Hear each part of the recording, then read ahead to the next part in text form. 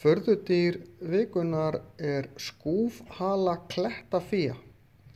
Þetta er lítil kengúra sem lifir í Ástralíu. Kengúrur það skiptast í kengúrur annars vegar og vallafíur hins vegar. Vallafíurnar eru yfirleitt minni.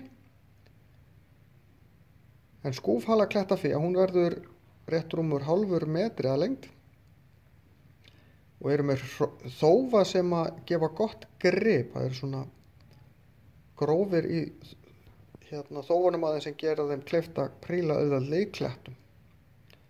Þær borða gróður og eins og í öðrum pokadýrum þá eiga þær pínulítinn unga.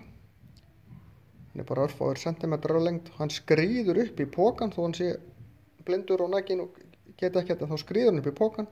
Þar finnur hann spena og þar tekur hann út í raun seinni hluta fósturþroskans. Pokadýr er ekki með legköku eins og við og önnur legkökuspendýr, þannig að þau get ekki nært fóstrið í móðurkviði eins lengi svo við getum. Þess vegna þurfa þau að fara út, en þau geta nært þau í pokanum. Kengúrur nota afturfæturna til þess að stökkva og það eru í raun teygjanlegar sinar í fótunum, þannig að það virkar eins og kengúruprikk. Þegar kengúran lendir þá strekkist á þessum sinum og geyma orku úr síðasta stökki til þess að nota í næsta. Það virkar eins og gormur. En þetta eru gormar í kengúruprikkum.